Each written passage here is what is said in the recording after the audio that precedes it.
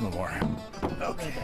3 months of waiting anxiously. I was confident in the process and the barrels, but you're always nervous, I think. Are finally over. A charter boat named the Kindred and used to hauling in salmon is ready to give up her precious cargo. 6 15-gallon casks of bourbon are set to be unloaded. After the first one is removed, KERRY Shaw Brown can't wait any longer. You want to kind of just mix it up down in the cask here. It's time to sample.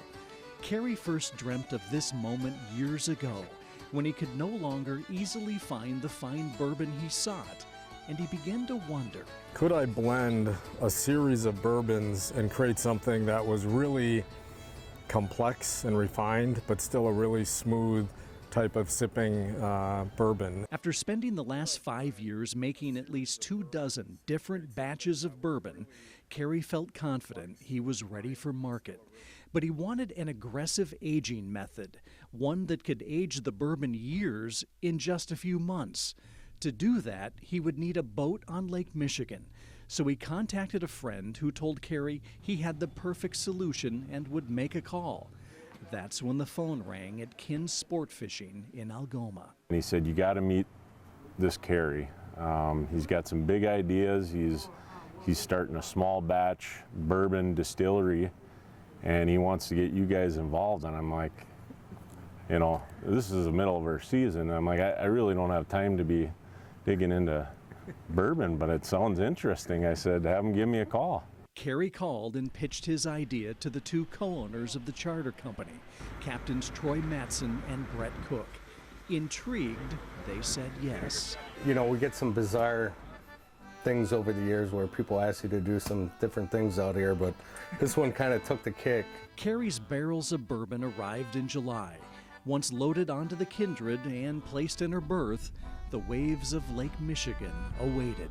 When we put them on the boats, the idea was the constant movement would allow the bourbon to reach deeper into the charred oak and pull out more of these flavors that make it so special and pull all the rest of it together. With about 800 pounds added to her load, the Kindred went to work, not only hauling anglers twice a day, but the bourbon as well.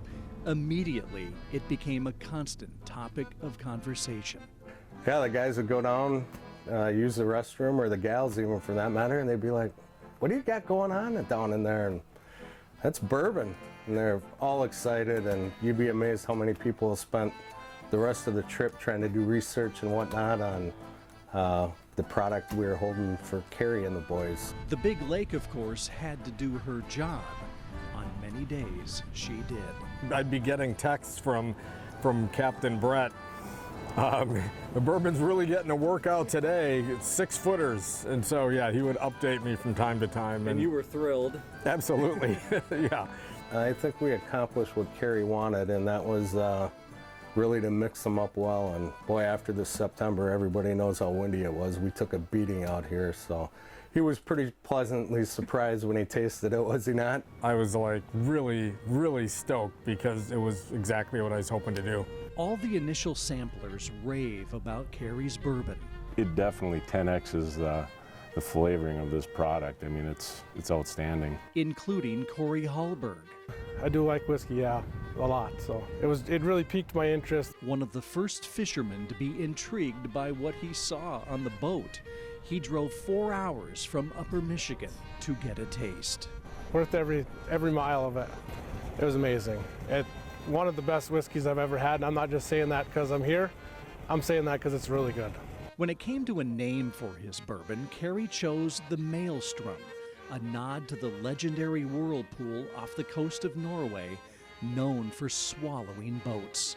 To me, sort of echoed what I wanted to happen inside those casks on the boat. I wanted that kind of turbulence, and so the Maelstrom was just one of those, again, historical reference that I really, really kind of loved, and it stuck.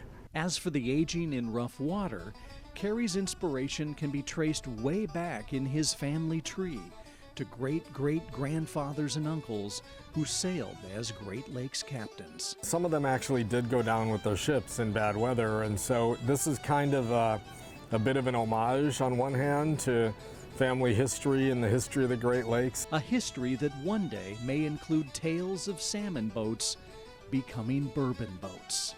BRET and Troy have been the perfect match for us, and also just Algoma. It's been a city I've spent a ton of time in, even since I was a little kid, and it's a great port setup here with the marina. It kind of all came together. The first bottles of the first batch of the Maelstrom will be on store shelves in November. The second batch of barrels, and there will be more next time, will be on Kin's boats next April. In Algoma with photojournalist Michael Bergman, I'm Jeff Alexander for Small Towns.